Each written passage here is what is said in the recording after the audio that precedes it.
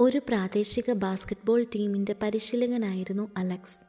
ആ ടീമിലെ അംഗങ്ങളെല്ലാവരും ബാസ്കറ്റ്ബോൾ കളിക്കുവാൻ വളരെ കഴിവുള്ളവരായിരുന്നു. പക്ഷേ കളികൾക്കിടയിൽ തർക്കങ്ങളും സാധാരണമായിരുന്നു.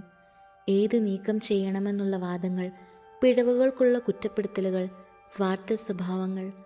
ഈ കാരണങ്ങൾ കൊണ്ട് തന്നെ ജയങ്ങൾ അപൂർവമായിരുന്നു. ടീമിൻ്റെ ആത്മവിശ്വാസവും വളരെ താണുപോയിരുന്നു. അങ്ങനെ മറ്റൊരു നിരാശാജനകമായ തോൽവിക്ക് ശേഷം ടീമിൻ്റെ പരിശീലകനായ അലക്സ് തനിച്ചിരുന്ന് വളരെയധികം വിഷമിച്ചു. ഇനി മുൻപോട്ട് തങ്ങളുടെ ടീം ഇങ്ങനെ പോയാൽ ഒരിടത്തും വിജയിക്കില്ല എന്നുള്ളതോർത്ത് അദ്ദേഹത്തിന് ഒരുപാട് വിഷമം തോന്നി. അദ്ദേഹം ഒരു ദൈവഭക്തനും കൂടിയായിരുന്നു. അന്ന് തനിച്ചിരുന്ന വേളയിൽ അദ്ദേഹം ഇങ്ങനെ പ്രാർത്ഥിച്ചു: കർത്താവേ, ഈ ടീമിനെ ഞാൻ നയിക്കുവാൻ ആഗ്രഹിക്കുന്നു. പക്ഷേ എങ്ങനെയെന്ന് എനിക്കറിയില്ല. നിന്റെ ആത്മാവിൻ്റെ മാർഗദർശനത്തോടെ എന്നെ നടത്തണം. ഞങ്ങളെ സഹായിക്കണം. ആ പ്രാർത്ഥനാ വാചകങ്ങൾ പറഞ്ഞു കഴിഞ്ഞ ഉടനെ അദ്ദേഹത്തിൻ്റെ മനസ്സിലേക്ക് ഒരു വാക്യം ഓടിയെത്തി. ഗലാത്യർ 5-ാം അധ്യായം 22 മുതൽ 23 വരെയുള്ള വാക്യങ്ങൾ. ആത്മാവിൻ്റെ ഫലമോ സ്നേഹം, സന്തോഷം, സമാധാനം, ദീർഘക്ഷമ, ദയ, നന്മ, വിശ്വസ്തത, സൗമ്യത, പരോപകാരം. അപ്പോൾ അദ്ദേഹം മനസ്സിലാക്കി, നിയമങ്ങളും ഭയവും ഉപയോഗിച്ച് നിയന്ത്രണം സൃഷ്ടിക്കുവാനാണ് താൻ ഇത്രകാലവും ശ്രമിച്ചിരുന്നത്. ടീമിനു വേണ്ടത് ദൈവത്തിൻ്റെ ആത്മാവിനെ പ്രതിഫലിപ്പിച്ച ഒരു നേതാവിനെയായിരുന്നു. പിറ്റേ ദിവസം അലക്സ് ഗ്രൗണ്ടിലെത്തി ഓരോ കളിക്കാരനോടും പ്രത്യേകം സംസാരിച്ച് കളിക്കളത്തിനുള്ളിലും പുറത്തുമുള്ള അവരുടെ ബുദ്ധിമുട്ടുകളെപ്പറ്റി ചോദിച്ചു.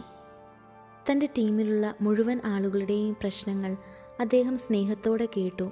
തനിക്ക് മുമ്പിൽ നിൽക്കുന്നത് വെറും കളിക്കാർ മാത്രമല്ല, വ്യക്തികളാണെന്ന നിലയിൽ വിലപ്പെട്ടവരാണെന്ന് അദ്ദേഹം ചിന്തിച്ചു.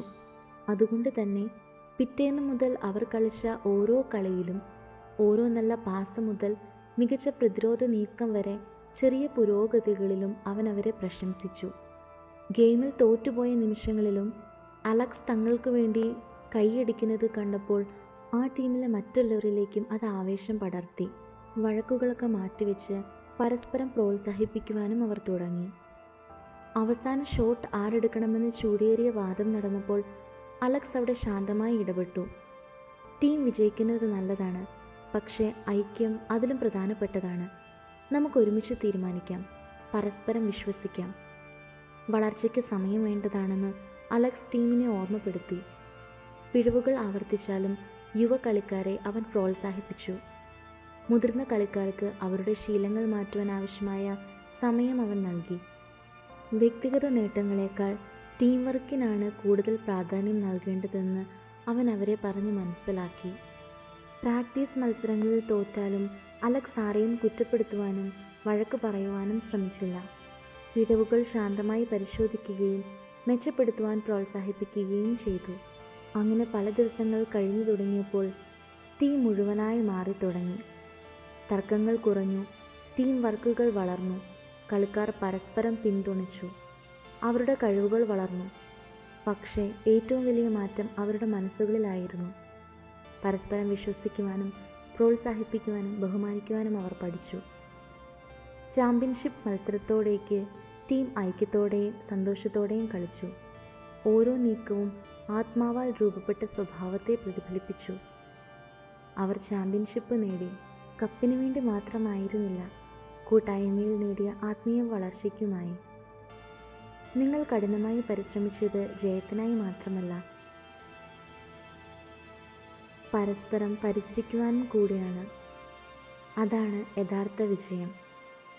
ആത്മാവിൻ്റെ ഫലം നമ്മൾ ചെയ്യുന്ന എല്ലാം മാറ്റിമറിക്കുന്നു. ദൈവത്തിൻ്റെ ആത്മാവിനെ ആശ്രയിച്ച് ജീവിക്കുന്നതാണ് യഥാർത്ഥ കളി എന്നവർ തിരിച്ചറിഞ്ഞു. പ്രിയമുള്ളവരെ, നമ്മുടെ ജീവിതത്തിലും ടീമായി നിൽക്കേണ്ട പല കാര്യങ്ങളിലും പ്രശ്നങ്ങളും പ്രതിസന്ധികളുമൊക്കെ വളർന്ന് വിജയിക്കാൻ പറ്റാത്ത അവസരങ്ങൾ ജീവിതത്തിലുണ്ടായേക്കാം. ആ സമയത്ത് ഈ വചനം ഓർക്കണം. സ്നേഹവും ക്ഷമയും വിശ്വസ്തതയും ഒക്കെ നമ്മുടെ ജീവിതത്തിലുണ്ടെങ്കിൽ ഏത് പ്രശ്നത്തെയും നമുക്ക് മറികടക്കുവാൻ സാധിക്കും. എല്ലാവർക്കും പരസ്പരം സ്നേഹിക്കുവാൻ സാധിക്കും. ഒരുമിച്ച് വിജയം കൈവരിക്കുവാൻ സാധിക്കും.